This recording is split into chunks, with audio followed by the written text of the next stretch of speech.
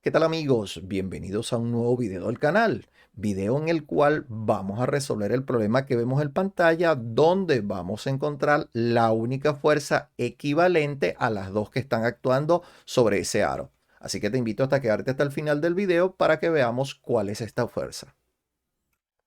Iniciamos con el problema. Su enunciado nos dice que hay que determinar la magnitud de la fuerza resultante y su dirección, y que esa dirección la vamos a indicar en sentido antihorario desde el eje X positivo, es decir, así vamos a medir la dirección, el ángulo que forma el vector.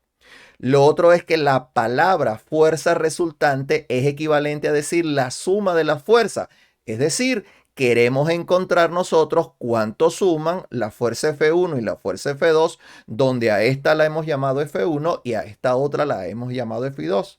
Y para resolver este problema vamos a aplicar el método de las componentes rectangulares. Entonces, vamos a aplicar el método de las componentes rectangulares. Si tienes alguna duda acerca del método de las componentes rectangulares, te voy a estar dejando por acá en la descripción un video donde hablo sobre ello. Lo importante a tener en cuenta es que cuando se aplique ese método de las componentes rectangulares, tenemos que tener la consideración de saber, lógicamente, la magnitud del vector y su dirección.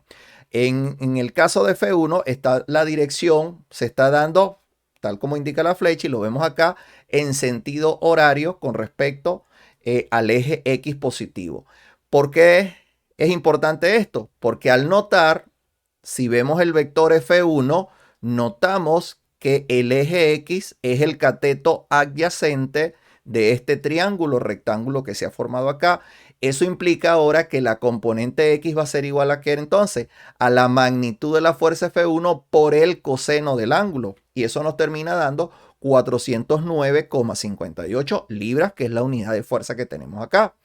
Y así como el eje X es el cateto adyacente, el eje Y es el cateto opuesto. Pero veamos que la componente iría hacia abajo, por lo tanto esa componente Y es negativa. Y eso implica que la componente del vector F1 en el eje Y es igual a menos 500 por el seno de 35, lo que me termina dando menos 286,79. Ya tenemos entonces las componentes rectangulares del vector F1. Ahora, para el vector F2, tenemos que su magnitud es 800 y su dirección es 50 en sentido antihorario. ¿De dónde ha salido ese 50? Pues ha salido simplemente de acá, de que esto es perpendicular, y si ya tenemos 40, acá tenemos 50, que es el complemento de 40-90. ¿Y cómo lo aplicamos? Vemos acá que para F2 el eje X es el cateto adyacente, por lo tanto es coseno, y su componente es positiva porque va a la derecha. Entonces la componente X del vector F2 simplemente es 800 por el coseno de 50, lo que nos da 514,23 libras. Y la componente Y es el cateto opuesto a 50, y esa componente va hacia arriba, o sea, es decir, notemos que tiene que ir hacia la punta del vector, va hacia arriba, por lo tanto la componente Y es positiva. Y esa componente Y sería entonces 800 por el seno de 50 y nos da 612,84. Como tal, ya hemos conseguido las componentes rectangulares de los dos vectores. Teniendo las componentes, ahora vamos a encontrar las componentes rectangulares del vector resultante.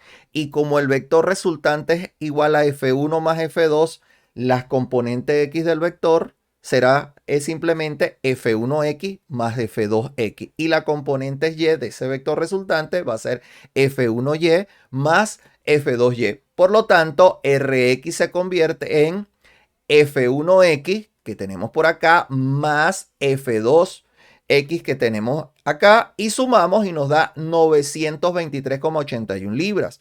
Ya tenemos la componente X del vector resultante, el vector R. Ahora calculamos la componente Y. ¿Qué tenemos que hacer? Sumamos la componente Y de F1, le sumamos la componente Y de F2 y nos termina dando la componente Y del vector resultante 326,05 libras. Y aquí notamos que hemos tenido esas dos componentes y ahora lo que procede es calcular la resultante. Recordemos también lo puedes revisar en el video que dejo en la descripción, que para encontrar la magnitud del vector, una vez que lo tenemos representado en términos de las componentes, lo que procede ahora es simplemente aplicar el teorema de Pitágoras. Tenemos representado el vector en forma de las componentes rectangulares. Recordemos que la Y significa el eje X y al ser positivo significa que va a la derecha. La J significa en el eje Y, el eje vertical. Al ser positivo indica que esa componente va hacia arriba.